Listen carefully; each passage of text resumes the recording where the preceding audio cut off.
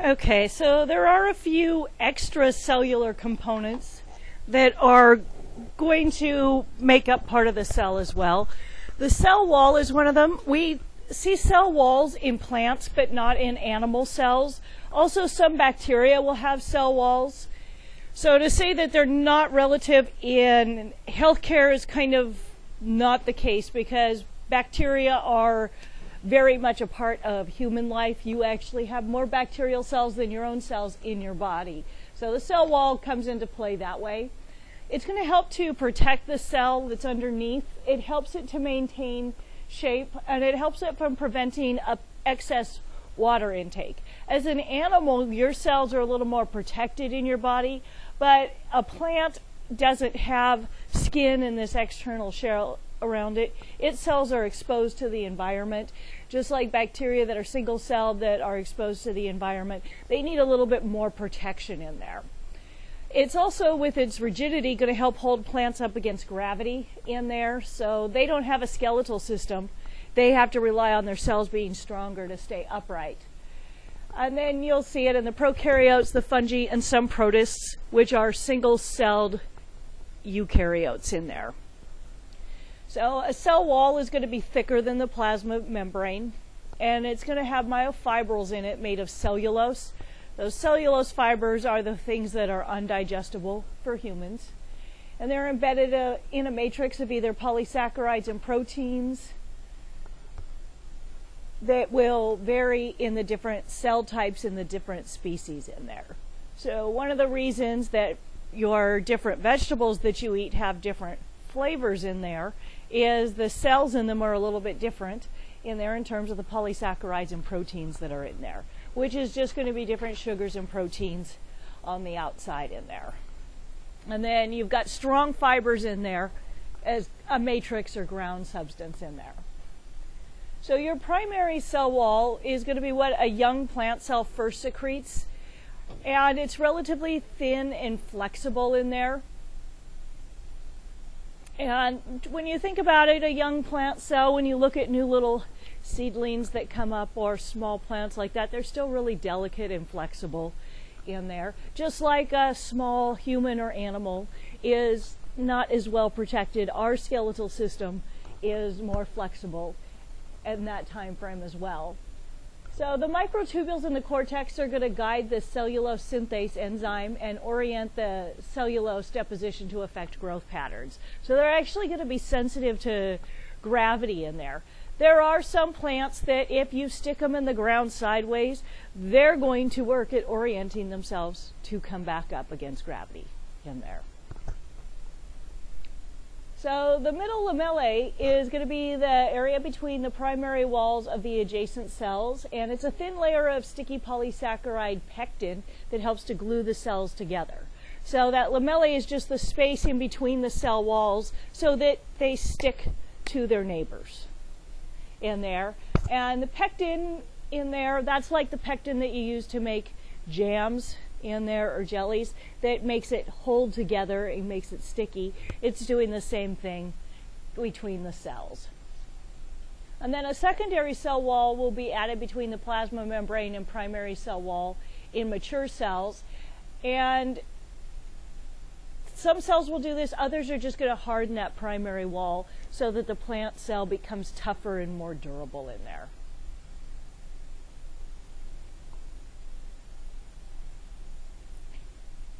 And then some of the plants are going to have these plasmodesmata in there, which are little perforated channels between the cell walls. And that's going to allow them to be able to share substances between neighboring cells.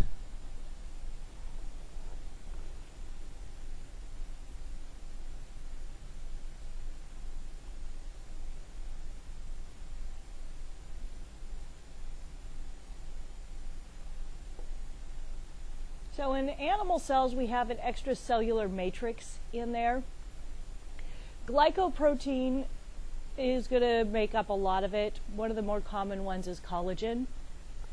And a lot of times it's going to be a bunch of fibers in there. So your cells aren't just randomly sitting in a body. This extracellular matrix helps to hold all the cells together into an organism in there. The proteoglycan is a small core protein that's going to have a lot of linked carbohydrate chains in there that helps to form a network where the collagen is embedded. So you've got these collagen fibers, and then you've got this proteoglycan stuff that's going to be around it to help hold them together.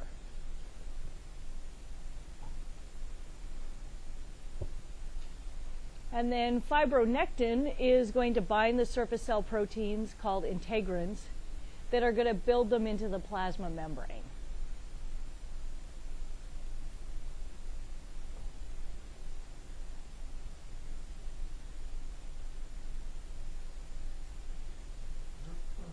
And these integrins are going to span the plasma membrane, so they're going to be able to connect from inside the cell to outside the cell in there.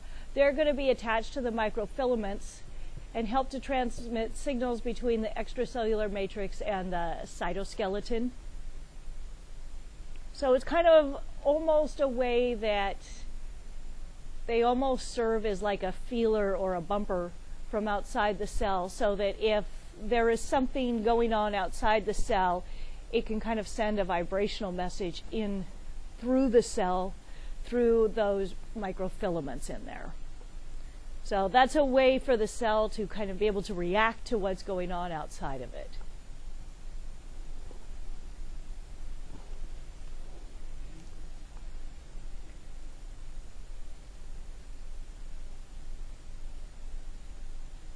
So it is important that the cells are able to communicate with each other, and those plasmodesmata, those perforating channels in the cell walls, are important for that to happen. So the cytosol is going to be able to pass through, and it's going to allow a chemical connection between the neighboring cells.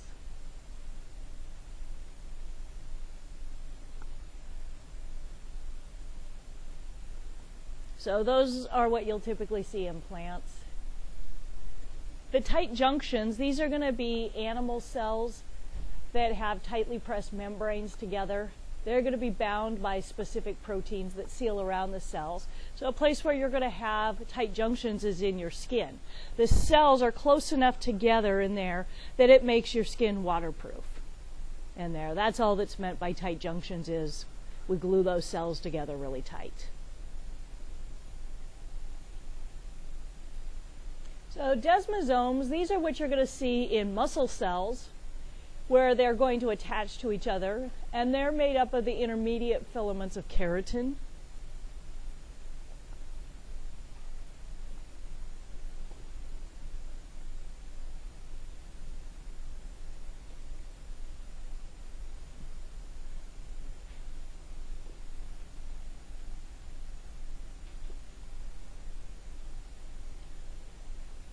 And then the gap junctions, these are what you'll see in heart and muscle cells, particularly in heart cells. These are really critical in animals, where the cytoplasmic channels between the cells are open for communicating in there. So if you're telling your heart to beat in there and one of the cells gets the message, you want it to spread to all of them really quickly. This allows that message to spread really quickly. If it just spreads slowly across the cells, your heart would move more in a wave-like function. Or if they all went on their own pace for beating, it would just kind of vibrate and shake all over the place. You need them to coordinate that action and work together to act as an effective pump. And that's what the gap junctions do, is they allow all of that to be coordinated together. So all of these intercellular junctions are aimed at allowing the cells to communicate and work together. You just get different types of junctions in different types of cells in different places. And they all get different names. Not my idea to give them different names. Does the SA node work in conjunction with The SA node is going to be the main place that receives the nerve impulse on the heart. And it's going to send the message out to the rest of the heart in there, and the gap junctions is what lets it get to the rest of the heart quickly. Yeah.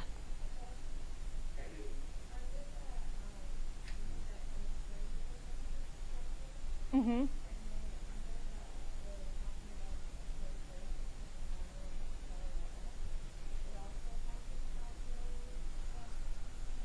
Uh-huh.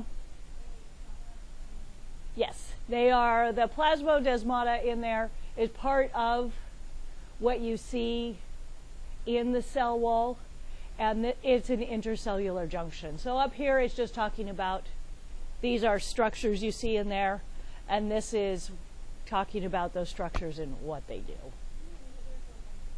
Yeah.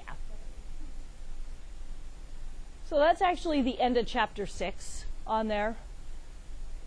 Regarding to his question, wouldn't the SA node be interconnected with the Purkinje fibers of the heart? The SA node is going to be where it starts, then it spreads to the AV node that actually slows it down, and then it goes to the next set, the bundle of His around the apex, and then the Purkinje fibers in there. So the Purkinje fibers, like the SA node, are one of the main pathways, and those spread out to the neighboring cells, and it's the gap junctions that carry the message within the neighboring cells in there.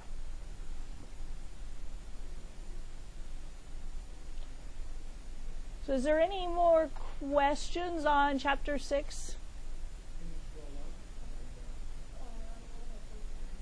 Okay, I'm going to stop the recording then at this part.